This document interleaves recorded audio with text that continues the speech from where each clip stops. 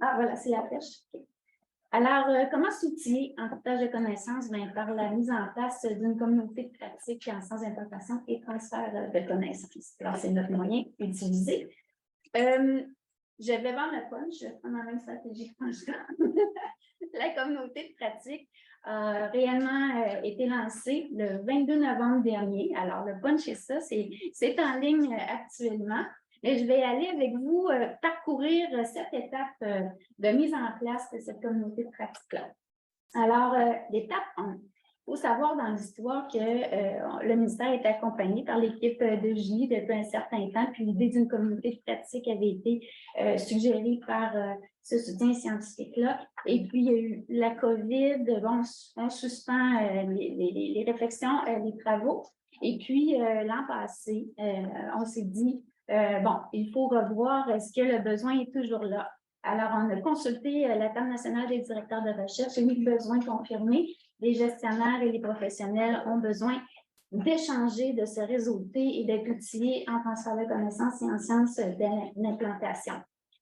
On s'est inscrit dans le Programme national de gestion des savoirs. C'est un peu ce que la présentatrice précédente faisait référence. Alors, en 2017, pour la petite histoire, il y a eu le CGR, donc le Comité de gestion réseau, qui a demandé à une équipe de travail de regarder la possibilité d'avoir des communautés de pratique et puis d'avoir un certain encadrement du fonctionnement et un certain encadrement financier. Alors, les travaux ont eu cours, puis oui, a eu lieu le Programme national de gestion des savoirs. Il y a 52 communautés en ce moment reconnues dans ce programme-là.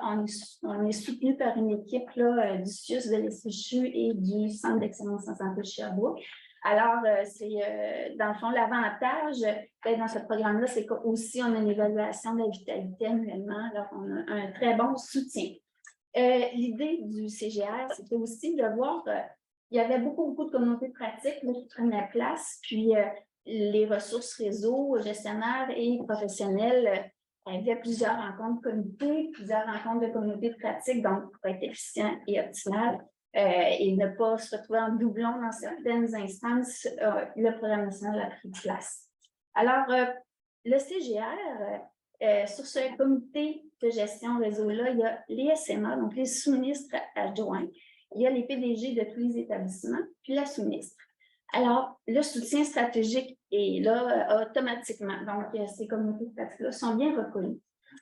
La complémentarité de la valeur ajoutée aussi est évaluée. Alors, il y a l'autre communauté de pratique en transfert de connaissances en santé publique. Alors, on est en complémentarité. Nous, on s'adresse davantage à l'organisation de services qu'au programme services dans le réseau. Étape 2, se structurer. Alors, la communauté de pratique, nos membres sont au centre de nos préoccupations et sont soutenus par un comité consultatif. Et sur ce comité consultatif, là, il y a 5 chercheurs experts, donc Christian Dagenet, Julie Lin, Julie Béliveau, ensuite il y a Emmanuel Jean qui devait être ici, et aussi France Légaré. Non, Salia est présente tout le temps. À chaque comité d'experts. Alors, une autre année, ça va être renouvelé. Alors, voilà, donc le comité consultatif est là pour nous soutenir dans le contenu, la pertinence des thèmes. Et puis, un comité d'orientation, dont Caroline Arsenault et il y a Mitchell aussi d'un CIUS sur Montréal qui font partie, représentent les membres de la communauté de pratique. Et nous s'orientent dans le développement de la communauté de pratique. Il y a l'équipe PNGS, l'équipe de recherche de Nathalie qui nous aide pour l'évaluation de la communauté de pratique, et Salia est dans les évaluateurs.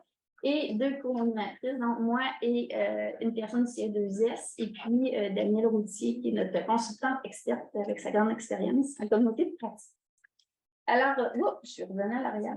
Étape 3. Alors, on s'est donné des objectifs généraux. Favoriser la synergie entre les membres, stimuler le partage de connaissances à la CTC, faciliter le partage des projets exemplaires, développer une réflexion sur sa posture et améliorer les compétences en SCTC. Aussi, on voulait connaître leurs besoins avec un grand sondage auprès des membres. On a identifié leurs besoins, leurs attentes, leurs priorités et on établit ensemble un calendrier collectif tout au cours de l'année avec les thèmes qu'ils souhaitaient explorer. 5e étape, se comprendre. Alors, on le dit depuis ce matin, la terminologie est très vaste. Et puis, pour se comprendre entre nous, on a fait un exercice. Alors, avec un sondage, on veut savoir quels termes ils utilisaient, à quel cadre de référence ils faisaient référence. C'était pas si évident. Donc, le terme le plus fréquent, c'était transfert, mobilisation, portage, ensuite le partage, ensuite, c'était plus, un peu moins populaire pour les autres termes. Puis, étonnamment, faire référence à un cadre de référence, un modèle conceptuel, ce n'était pas tout à fait présent. Alors, on s'est tourné pour se comprendre, à savoir, mais qu'est-ce que vous faites quand vous nous dites que vous faites du transfert de connaissances ou mobilisation des connaissances? Et on s'est donné le fameux modèle Knowledge Section qui revient encore. Et puis, on a demandé aux membres de nous dire qu'est-ce qu'ils font comme activité au quotidien dans leur pratique comme acteurs en sciences d'implantation et transfert de connaissances. Les 3 activités les plus populaires, création de la connaissance, synthèse de connaissances, créer des outils. Ensuite, il y avait l'analyse des cas qui soutient la prise de décision.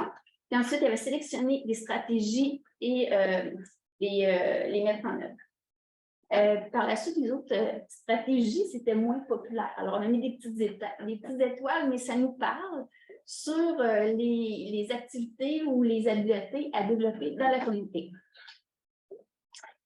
Je vais vous faire un portrait de nos membres hier soir, 21h. Bien sûr, Régie de bon mes statistiques à jour. Alors, 121 membres dans la communauté de pratique, 22 établissements représentés, 9 organismes en sciences, implantation, transfert de connaissances et le ministère sont présents.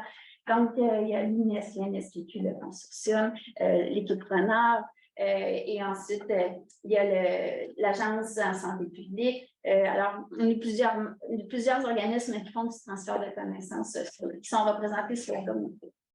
La proportion, alors, des professionnels, des APPR, c'est à 67% de nos membres, 24% des gestionnaires. 24% des gestionnaires, il y a des gestionnaires intermédiaires, la question vient d'ici. Alors oui, ils sont très présents quand même. Ils veulent savoir comment accompagner les équipes dans la gestion du changement. Donc, c'est très intéressant pour nous qu'ils soient présents. Et ensuite, il y a 9% de chercheurs aussi. Alors, il y a les gens, les chercheurs experts là, sur notre communauté, mais aussi les experts qui viennent présenter dans nos activités. Étape 7, on passe à l'action. Alors, tout le monde avait hâte au printemps qu'on passe réellement à l'action. Alors, après ça être compris, après qu'on se soit connu, on passe à l'action. Alors, avec le calendrier, vous avez vu, on a fait des activités, une activité dont pendant le mois de mars, on demandait aux gens de partager leurs outils de transfert de connaissances. On sent qu'il y a encore une petite gêne. Moins d'outils partagés qu'on l'espérait, mais il y en a eu quand même. Alors, on a ça travaillé, la relation de confiance avec les membres, entre les membres, sur le virtuel, c'est pas simple. Et puis, bien, c'est ça, on a eu une présentation. Julie t'a présenté ton guide. Ah, stop déjà! Et puis, voilà, ça a été trop vite. Puis, on a des défis. Alors, maintenir l'intérêt, la rétention, ensuite, capacité, disponibilité des membres, puis établir le résultat aussi encore plus fort. On va avoir une journée annuelle à l'automne grâce à Daniel. Voilà, ça va être un de nos défis dans notre domaine.